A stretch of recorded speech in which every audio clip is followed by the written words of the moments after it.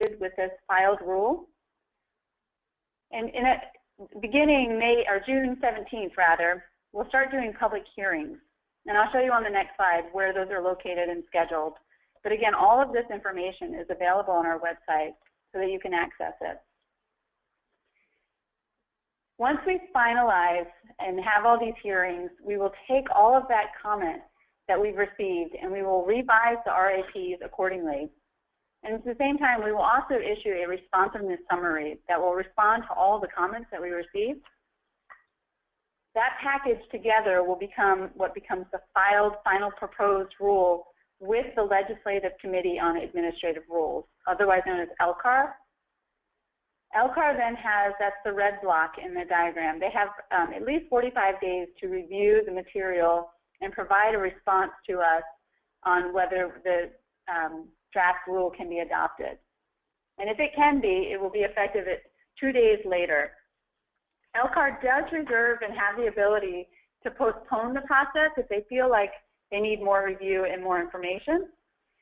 And the latest that process can be delayed to is January 13th, 2017. So we will certainly keep you posted while we're in that process on if there's an extension requested and what date that might be pushed out to. Here are the areas where we'll be having these meetings. These are hearings rather than meetings. These are formalized, they'll be recorded. We will take a list of names when people come in the door to see who would like to submit testimony on the rules. And again, it'll go into a microphone that is recorded so that we will have all of this information and it will all be publicly available to be reviewed as part of this rulemaking process. And again, this is all on the website. And just a reminder, we talk a lot about this, but this is describing the process about the RAPs, but all of these other sectors are also engaged in change, and some of it regulatory, some of it voluntary, but all of them are engaged in some level of change that's aimed at improving water quality. So this isn't just about agriculture. This is a new diagram that is now available on our website, and I don't expect you to be able to read or see all the details in it. But essentially what it does is it explains every tool that we're working with at some level at this point. You know, the regulatory tools, which are the RAPs that we're discussing today, but also our technical assistance, our financial assistance, and incentive opportunities, and how they all relate to Act 64 and the Lake Champlain TMDL. This whole table you can find, if you go on our website, there's a news and events section, and that's where you can find it. To remind you as well, there's also additional financial assistance available through USDA, through EQIP and RCPP, and then the state has our BMP program and additional clean water funding to help support efforts. When you visit our website, we try and post very clearly which rule is the current rule, and this May 13th rule is the rule that will be out all the way through the hearing process. It will not be until we close that comment period and we rewrite the rule that a new draft would be out for review. And again, that would be at the beginning of the LCAR process. So right now, May 13th is the draft you would like to look at. So we revised the diagram because one of the major changes from the last draft to this draft is about who fits into which category, and mainly the RAP farms and the certified small farms. So let me go ahead and walk you through this diagram. On the left, you'll see that there's the number of estimated farms that we believe falls into each one of these categories. The first category is an unknown, and a lot of this is animals or livestock that may be in someone's backyard, essentially. And so we don't have an exact number on what that is. Most of these estimates have either come from inspection data or also census data. The first line there that's in the shaded blue, we're calling them non-RAP operations. They're operations that technically are not going to be defined as farming, and they would then have the authority that a municipal zoning could overlay and regulate their activities. These consist of properties that are less than 4 acres, and there's a whole set of animal numbers that are also associated as an and, so 4 acres and less than, for instance, 4 cows. There's also a financial threshold so that these properties, they do not demonstrate making more than $2,000 annual gross income and have not filed a federal tax form for farming in the last 2 years. So if an operation were smaller than 4 acres, for instance, and made more than $2,000 a year, then it would bump into the next category, which is those that are farming operations that are required to follow these regulations, the RAPs.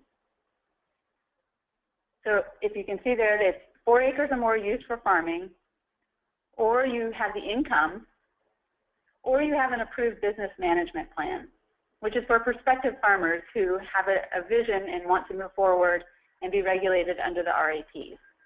And we think there's about 5,500 farms in this category. The next category is certified small farms, and I'll describe in a few slides later what certification entails, but essentially these farms also still have to operate under the RAPs. They will have to annually certify, they will get inspected, and they consist of properties that have more than 10 acres, and then there are livestock thresholds, and again, it's an and. So 10 acres and the number of livestock, so for instance, more than 50 dairy cows. One change is that there's now 90,000 pounds of live weight, so a combined livestock operation, all livestock together collectively weigh 90,000 pounds or more.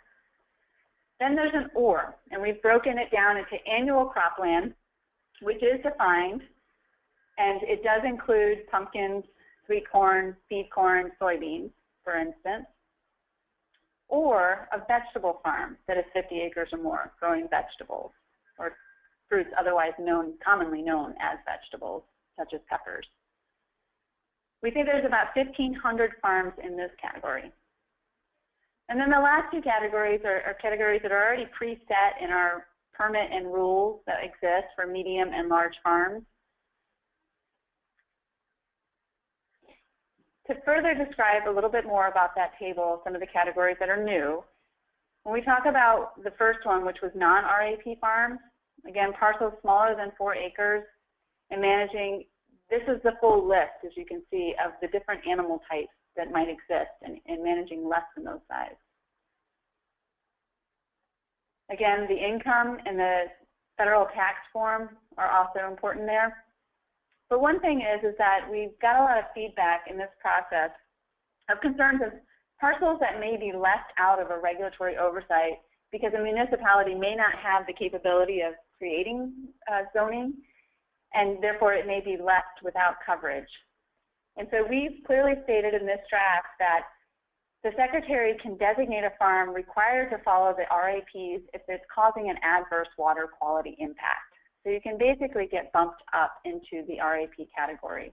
And that is something where we would obviously work with the local town or municipality to be able to figure out how best to address the situation.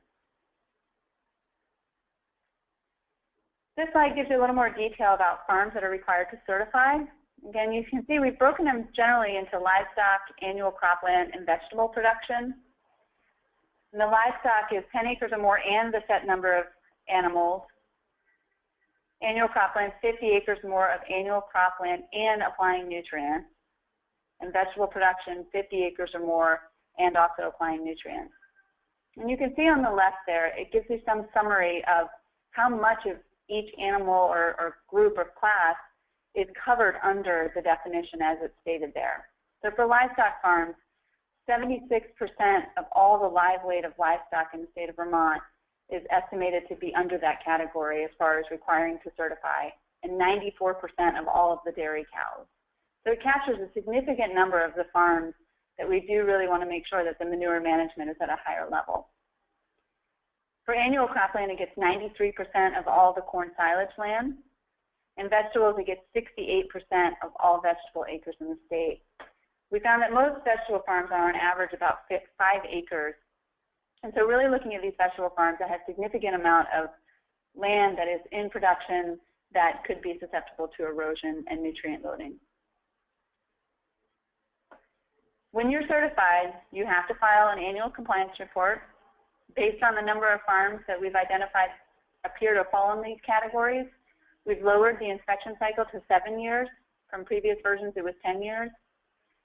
All of these farms would be required to have a 590 nutrient management plan and attend educational courses. And anyone who owns a certified small farm that sells or leases a parcel as a whole farm, not a parcel, apologies, a whole farm, will have to tell the Agency of Agriculture about the change in ownership. So we're not interested in one field here or there, but we're interested in the whole farm changing because the new farm coming in needs to be aware of the certification requirements and connection with the agency to make sure that we can let them know about trainings.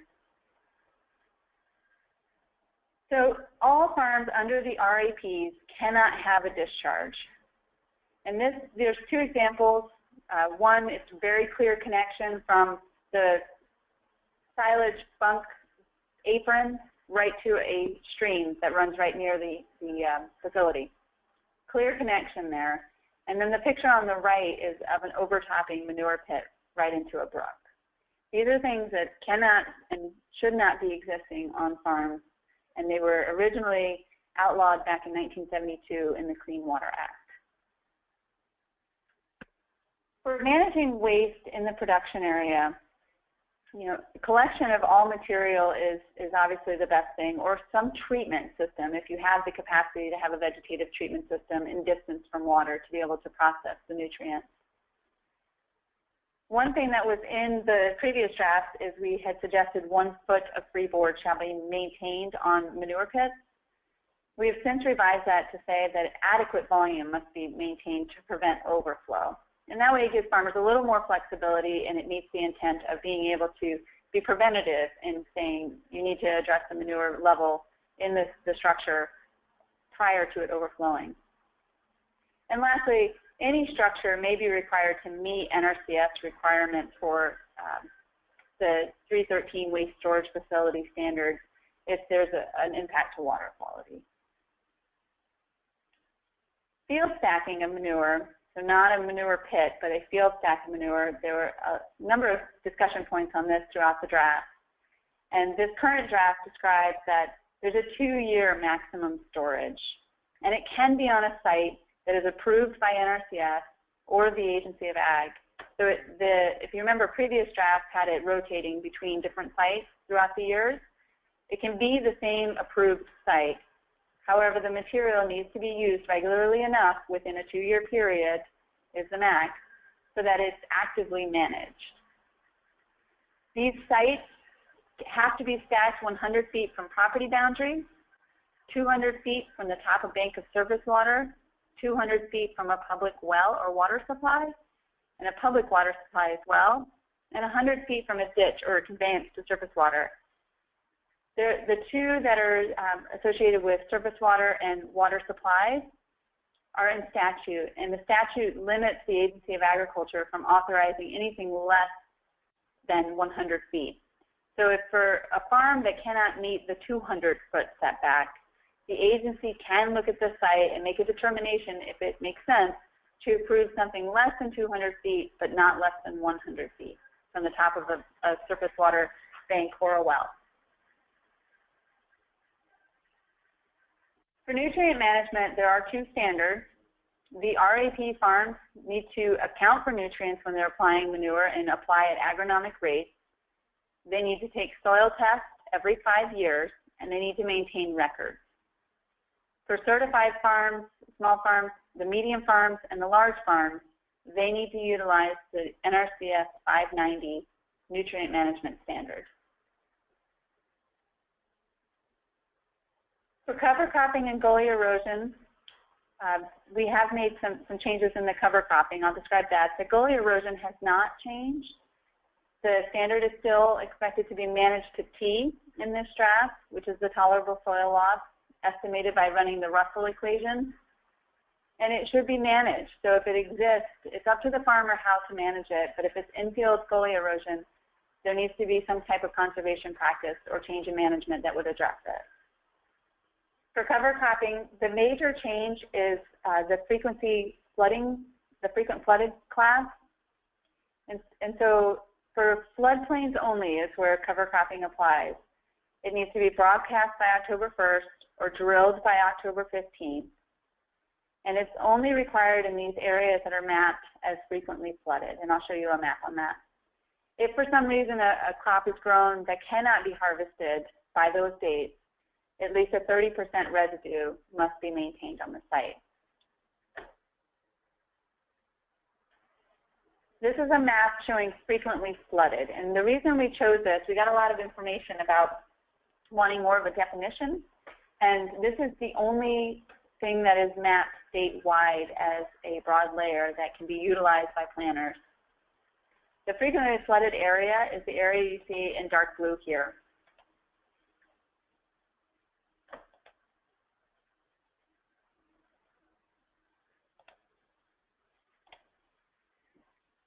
For winter manure application, there are two different sets of standards. There's the broad winter manure application that is in place today, and I'll describe, and then there is also additional restrictions on floodplains that are proposed. So the current existing ban will stand the December 15th to April 1st. However, the agency has authority to prohibit in the early time, starting earlier in December, and later for a month extension in April.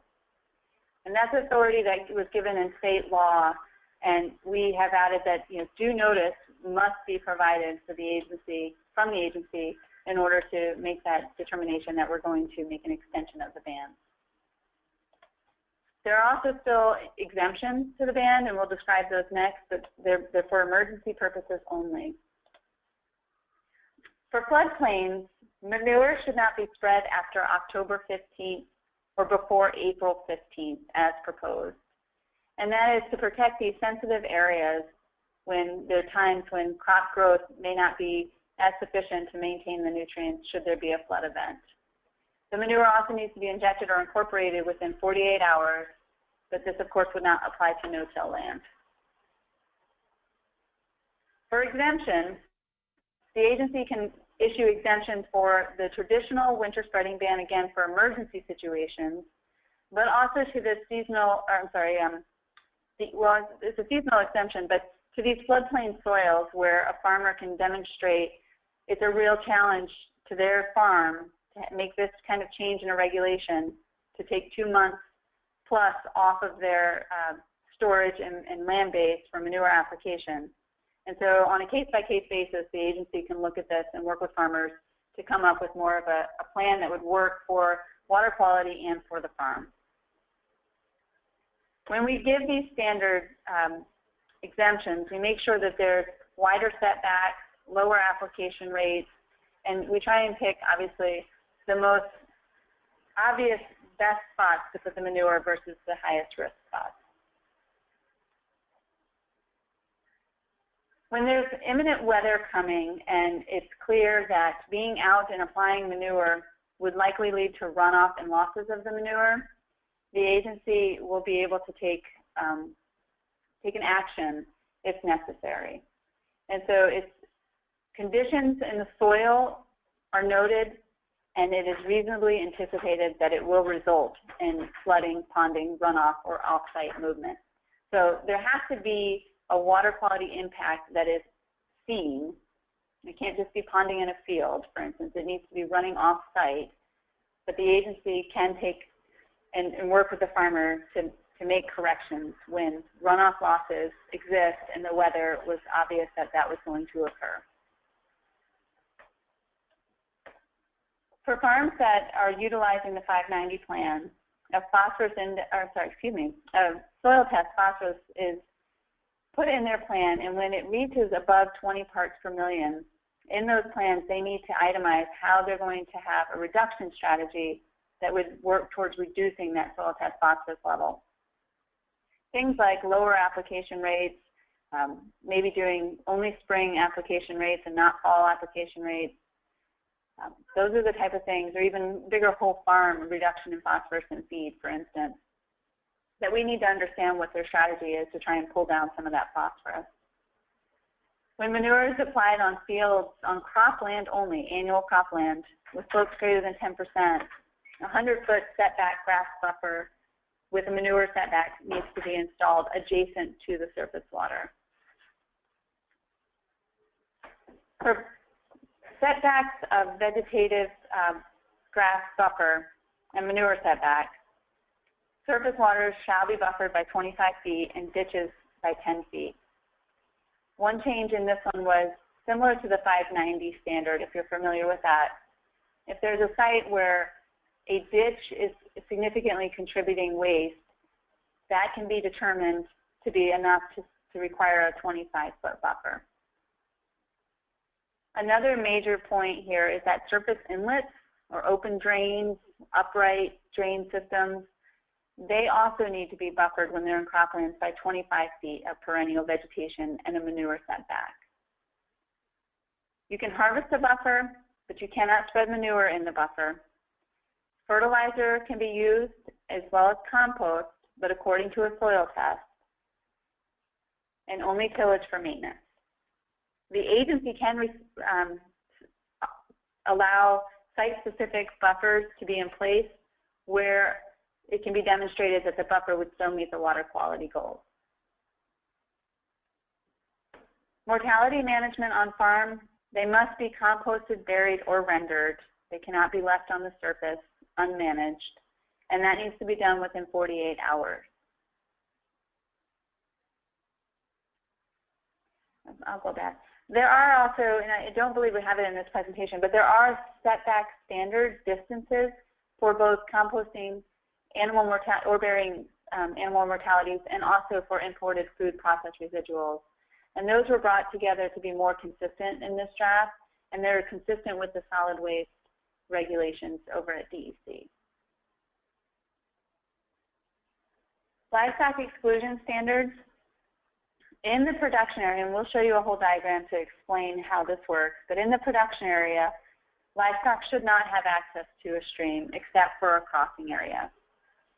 However, if a farmer has a grazing management plan and can demonstrate that they can keep 3 inches of minimum growth in the buffer, which is 25 feet from a surface water or 10 feet from a stream, they can have livestock have access to water in the production area, but that 3 inches of growth must be maintained at all times. So it would not be a heavily used area.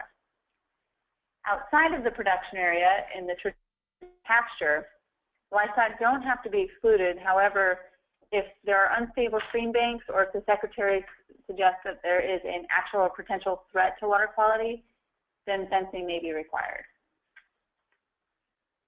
So we'll go through, I know I've talked a lot about production areas over the past couple of years, and I thought it was a good idea to make sure that people understand what we mean when we say production area. So in this example, you can see the heavy use area where the livestock go outside is part of the production area, as well as the barn, the roadways, the feed storage, the manure pit. All of these areas are all what we deem as part of the area. In this particular scenario, the livestock have access year-round outside that barn complex, the production area. However, the pasture area in this scenario is just summer pasture. So the pink is, as you can see, the production area pasture, or the area immediately adjacent to the production area that is pastured year-round. And the green is pasture. And so the result of how you would interpret this proposed regulatory requirement is that fencing would be required in that production area pasture, but only if erosion is present would fencing be required in the pasture area. And again, if a grazing management plan exists and a farm can manage the area immediately adjacent to the production area, then fencing may not be required there. Animals can still cross. That is one thing that will not, there's no cutoff of access from one side of a pasture to another from a stream. And there's the grazing management example. The agency is going to be responsible for certifying custom manure applicators. They have to demonstrate knowledge of these regulations as well as medium and large farm regulations and how the nutrient management standard applies on all of those farms. They have to demonstrate their competency, so there would be an examination that goes along with this. They can train their own seasonal employees, and this does not apply to farmers who apply their own manure on their own land. It is only for those custom applicators providing a service to another farm. The certification will be good for 5 years, and they have to complete 8 hours of training in each 5-year period. And this we will begin, we're working with UVM, and we're going to begin this process by reaching out to custom applicators to make sure that the content of the course fits their need for making sure that they're trained and their employees have the information available to them. And the certification program will also be open to all the employees. We certainly won't limit it to just the owner of the outfit. For farm structures, if you recall, the Agency of Agriculture has some zoning requirements that are involved in these RAPs. But one thing that requires a permit from ANR is if you wanted to build a farm structure in a flood hazard area or a river corridor. Farm structures are just not allowed in floodways. But if there are hazard areas or corridors which are a little bit outside of that area, you could talk with ANR and potentially get a permit if you can demonstrate that you can adequately protect the infrastructure. Prior to constructing any farm structure, which remember the production area map that I showed you, all of those things are farm structures. Fences are not farm structures for this purpose, but all of the true building infrastructure, bricks and mortar, you have to notify, and this is the current regulation, you have to notify the town. You give them a sketch in writing of what you're going to do and show them where all the side setbacks and roadways and property lines are. And the reason for doing this is, one, to demonstrate and ensure that you are meeting the setback requirements where you can. And if you cannot meet those requirements, then you can work with the Agency of Agriculture and we can issue potentially variances to those if it makes sense. But one thing I have seen is farmers may not be aware of where their floodplain maps are or other sensitive areas, and the town can really help them identify those ahead of time to keep them in regulatory compliance on multiple fronts. For waste storage facilities, which is the WSF acronym, there are requirements in these proposed regulations to say that there would be 100 feet from the center line of a public road, 100 feet from a property boundary, 100 feet from the top of any surface water, and 200 feet from public or private wells. And the agency can issue variances on these, but we certainly look at these very hard because these waste storage facilities tend to be there for the long term and making sure that they're adequately placed so that they don't create a nuisance or a water quality issue, obviously. When the Secretary inspects any farm in the state of Vermont and deems that the person's in compliance with the RAPs, but there's still a concern as far as water quality, the agency can require a higher level of conservation practice, so requiring a BMP, for instance. And of course, there's a process with the landowner to have them be able to appeal the decision of the Secretary if they did not agree. And then when we're telling someone that we think that they need an additional practice, we need to guide them to where there is financial assistance to help them work towards getting that practice installed. So that concludes the presentation on the new draft of the RAPs. The same inbox is available, agr.rap@vermont.gov, for any comments to come in. And again, today kicks off the beginning of the formal public comment period. So keep in mind that we will be responding to all comments in a responsiveness summary at the end of a comment period. Our website is a really good resource to find lots of information, and you can use either of these links. The lower one is just a short and abbreviated version to help you get there more quickly. So at that point, I think what we'd like to do is open this up for questions. If you could type in the box.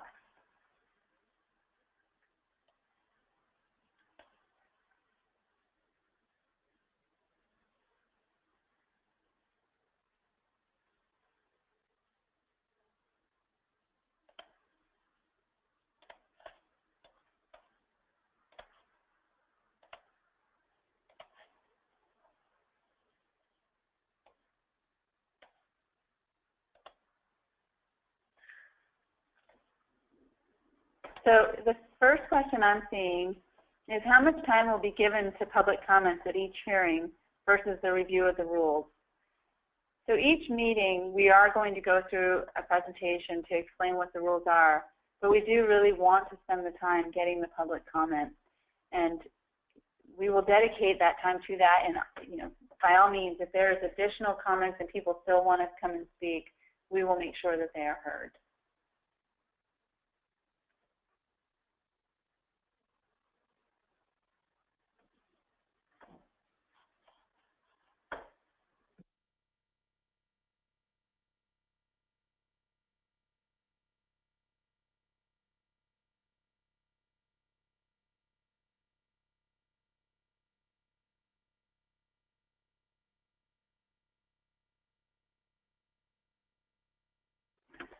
So there were a couple of other things that came on while I was presenting, and I just want to maybe clarify if I can. The delay in the legislative date, the Agency of Ag absolutely did agree to that date. It worked for us. We had public comment, or we actually spoke with about 1,800 people and had 80 meetings. And so for us, it was important, and the legislature supported to do additional comment and time to be able to make sure that we outreach this process well enough. Drilled for cover cropping was a question, and that is related to utilizing a drill and putting the seed right into the soil versus broadcasting it onto the surface, which has better catch, which is why there is a later date set aside for that one. And then there's a new question that has come up, whether these rules address tiling. The Agency of Ag and the Agency of Natural Resources are in the process. We released, if you go to our website, I believe it's under News and Events, the interim tile drainage report. In Act 64, we were required this year to do an interim report, and next January to provide a final report with recommendations for tiling and management thereof, which would then be discussed during the legislative session. And the outcome would be a revision to the RAPs in 2018 to include a recommendation, or I guess at that point a requirement for tile drainage. So there is a separate parallel process ongoing about tile drainage.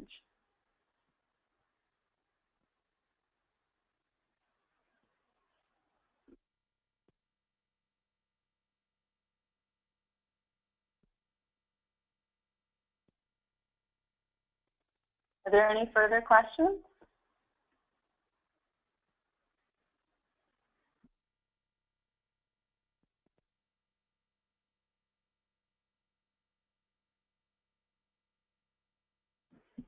The question is can we summarize what the RAPs allow farmers to apply, fertilize, graze, and harvest in buffers?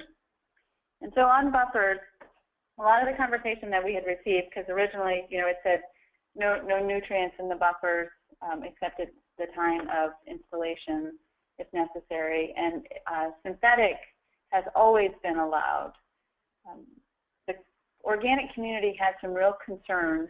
And when I say synthetic, I'm thinking, nitrogen, for instance, which I know in the Connecticut River may be more of a challenge and would certainly be more scrutinized, but in the Lake Champlain, it is not as high priority in terms of making sure that meat crop growth don't exceed it, obviously, but the organic community was concerned that they would have more limiting resources and they would like to be able to use compost.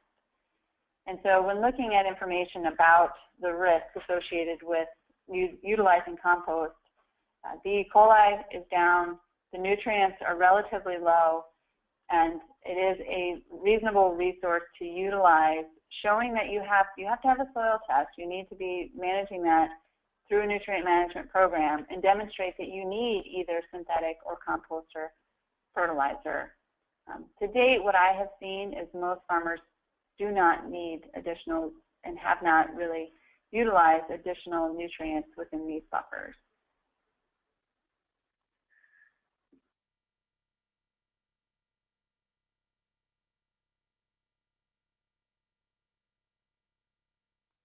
This whole webinar is going to be posted on the agency's website. So yes, is the answer to the question of will this be available on the agency's website.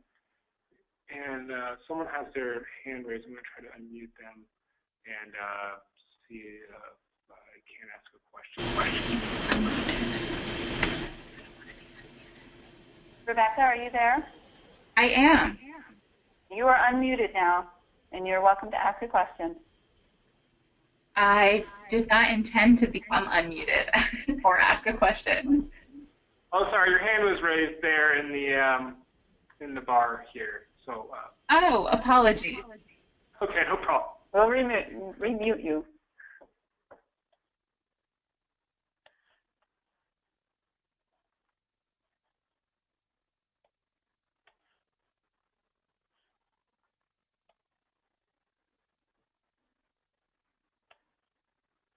Any other questions? Oh, here comes one. Do the setbacks apply to production areas with regard to fencing? So in the production area, if the setbacks, by setback you mean buffer. If you recall in the production area, the 3 inches of growth, if you're going to have a grazing management plan and you're going to let the animals have access to the stream, you have to meet the same setback requirements as a manure application and vegetative buffer would be. So 25 feet from surface waters, 10 feet from ditches, and there would obviously be livestock depositing manure in those setbacks. That is okay, but 3 inches of vegetative growth needs to be maintained so that that can adequately be taken up and utilized by the grass there.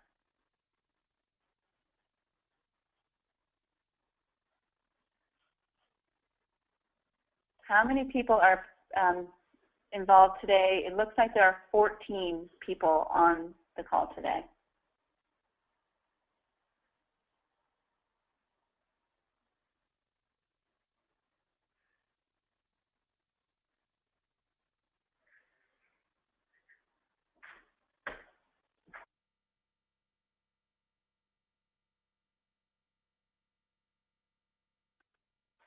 Any other questions?